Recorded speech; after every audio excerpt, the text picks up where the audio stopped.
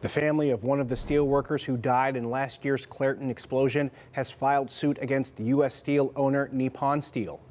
KDKA's Ricky Sayer has been digging into the lawsuit. He shares the new information it allegedly reveals about what led up to the explosion. The lawsuit accuses U.S. Steel owner Nippon Steel of prioritizing revenue over worker safety. It stands in stark contrast to a common refrain we've heard from U.S. Steel, which is that safety is a core value. The family of 39-year-old Timothy Quinn believes the father of three could still be here today if not for what their lawyer calls the negligence of Nippon Steel and companies they work with. There's a number of different steps that were not taken that, if they were taken, would have prevented this explosion from happening. Lawyer Brendan Lupiton represents the family of the man nicknamed TQ. They filed their lawsuit last week. He says it includes information from the Chemical Safety Board and OSHA. There have been long-standing recommendations from OSHA to change the location of this area where TQ and other workers were perpetually in harm's way.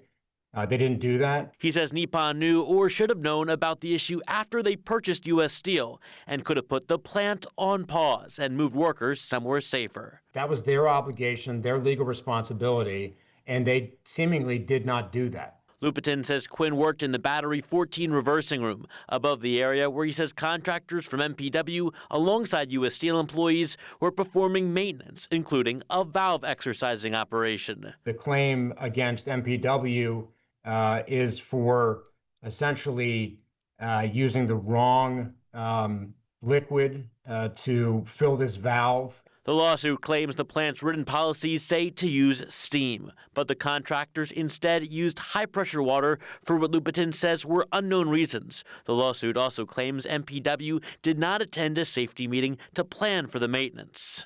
And that, presumably, is how they end up pumping this thing full of water rather than steam. They essentially created a bomb.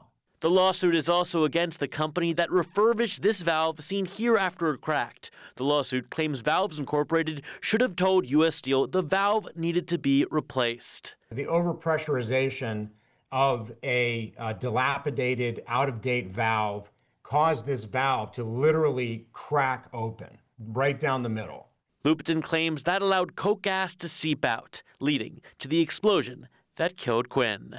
We did reach out to both Nippon Steel and U.S. Steel, and we have not yet heard back. U.S. Steel did announce back in October that they were strengthening several safety protocols that included no longer allowing for high-pressure water to be used to clean valves. Reporting downtown, Ricky Sayer, KDKA-TV News.